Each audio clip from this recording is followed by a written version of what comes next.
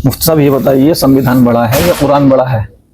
हाँ, ये एक ऐसा सवाल है कि मीडिया में बार बार ये गर्दिश करता है और बहुत सारे सो कॉल्ड जर्नलिस्ट को हम देखते हैं कि वो लोगों को लेकर खड़े हो जाते हैं और उनसे पूछते हैं कि संविधान बड़ा है या कुरान बड़ा है। तो दरअसल ये एक ऐसा सवाल है कि जो सिर्फ जहालत का नतीजा है, और जो भी इस तरह का सवाल करता है तो इसका मतलब है कि वो नहीं जानता कि पॉलिटिक्स क्या है, पॉलिटिकल साइंस क्या है, लीगल फिलोसफी क्या है, पॉलिटिकल थ्योरी क्या है। इन सब चीज़ों से वो अवेयर नहीं है। और उसकी वजह ये है कि सबसे पहले हमें ये समझने की ज़रूरत है कॉन्स्टिट्यूशन है क्या। तो कॉन्स्टिट्यूशन दरअसल इसी एक ऐसे डॉक्यूमेंट का नाम है कि जो इस तरह के लोगों को, जो अलग अलग बैकग्राउंड से आते हैं, अलग अलग उनकी आइडियोलॉजीज हो सकती हैं, अलग अलग रिलीजन्स हो सकते हैं, उनकी अलग अलग फिलोसफीज हो सकती हैं, तो वो समटाइम्स वो ऐसे बैकग्राउंड से आते हैं जो बिल्कुल स्क्वायरली कॉन्ट्रडिक्ट करते हैं, आपस में टकराते हैं।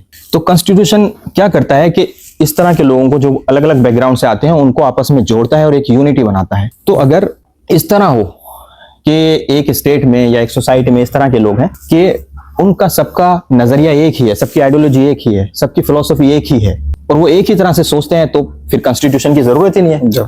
क्योंकि कॉन्स्टिट्यूशन का फायदा ही ये है कि वो डिफरेंट बैकग्राउंड से आने वाले लोगों को आपस में जोड़ता है। तो जब वो पहले से ही एक है, उनके ख्यालात एक हैं, उनके अफकार एक हैं, तो फिर उनको जोड़ने की जरूरत ही कहां से आएगी। तो कॉन्स्टिट्यूशन खुद अपने आप में इस बात को कह रहा है कि एक समाज में जो लोग हैं उनमें से कोई वो होगा जो ये कहेगा कि अल्लाह अकबर, यानी अल्लाह सबसे बड़ा है और कुरान दुनिया की सबसे बेहतरीन किताब है। इस तरह दूसरी तरफ इस तरह के लोग होंगे जो कहेंगे कि दुनिया में एक से ज्यादा खुदा हैं और वो कहेंगे कि उनके मजहब की जो किताबें हैं वो दूसरे मजहब की किताबों से बेहतर हैं। बल्कि हर मजहब में ऐसा होता है कि अगर उस मजहब वाला ये ना माने कि मेरे मजहब की किताब दुनिया की सबसे बेहतरीन किताब है, तो वो उस मजहब से निकल जाएगा। वैसे ही अगर कोई मुसलमान अगर ये समझ भी ले, सोच भी ले कि कुरान दुनिया की सबसे बड़ी किताब नहीं है, तो वो मुसलमान रहता ही नहीं है। तो चूंकि मुसलमान ये समझता है कि कुरान दुनिया की सबसे बेहतरीन किताब है, सबसे ऊपर है, इसी तरह दूसरे मजहब के लोग अपने अपने धार्मिक बुक्स के बारे में उनका ये ख्याल है, उनका ये मानना है कि वो दुनिया की सबसे बेहतरीन किताब है। तो जब इस तरह की सोसाइटी होती है तब कॉन्स्टिट्यूशन आता है, और कॉन्स्टिट्यूशन का काम है कि वो एक ऐसा माहौल देता है कि इस तरह की आइडियोलॉजी या आइडियाज रखने वाले लोग जो आपस में बिल्कुल पूरी तरह टकराते हैं उनको फिर वो एक समाज में जोड़ देता है। और ये बात मैं कोई ऐसे नहीं बोल रहा हूं कि मैंने कहीं से भी बोल दी, बल्कि हम पॉलिटिकल थ्योरी की हिस्ट्री में जाएंगे तो वहां पे हमको 3 फिलोसोफर मिलते हैं, रूसो, जॉन लॉक, हॉब्स। वो कहते हैं उनकी एक थ्योरी है जिसको सोशल कॉन्ट्रैक्ट के नाम से मशहूर है, उर्दू में उसको कहते हैं समाजी मुआहदा।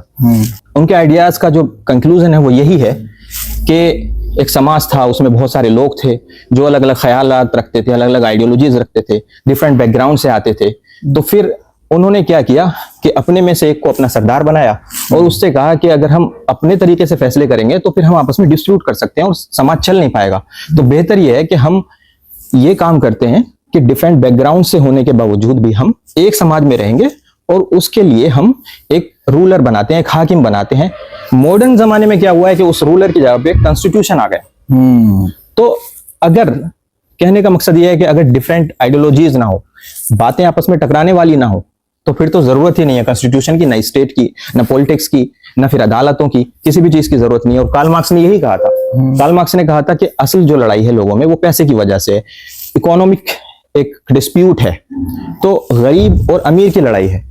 तो कार्ल मार्क्स ने कहा कि आप ऐसा करो कि सारी जो मुल्क में प्रॉपर्टी है वो सबकी कर दो, तो फिर कॉमन प्रॉपर्टी होगी। जब कॉमन प्रॉपर्टी हो जाएगी तो कोई अमीर गरीब नहीं रहेगा, जब अमीर गरीब नहीं रहेगा तो डिस्प्यूट नहीं रहेगा, और जब डिस्प्यूट नहीं रहेगा तो कार्ल मार्क्स का कहना था एक वक्त में आएगा कि स्टेट की जरूरत ही नहीं रहेगी। तो उसकी वजह वही थी कि स्टेट की जरूरत इस वजह से नहीं रहेगी क्योंकि फिर सब एक जैसे हो गए, इक्वालिटी आ गई, तो फिर स्टेट की जरूरत ही नहीं रहेगी। इसी तरह अगर सारे लोग एक ही बात को मानने लगे तो फिर कॉन्स्टिट्यूशन की जरूरत ही नहीं पड़ेगी। तो अगर कोई ये सवाल करता है कि कॉन्स्टिट्यूशन बड़ा है या कुरान बड़ा है, तो इसका मतलब है कि वो उसके अंदर जहालत है, इग्नोरेंस है।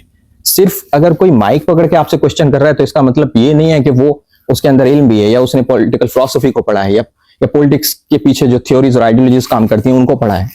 बल्कि सही माना में अगर कोई ऐसा सवाल करता है वो कॉन्स्टिट्यूशन का दुश्मन है, बल्कि वो देश का दुश्मन है कि वो देश को तोड़ना चाहता है। बल्कि सही माना में वो देश द्रोही है, और हो सके तो उसके खिलाफ देशद्रोही होने का मुकदमा कायम करो।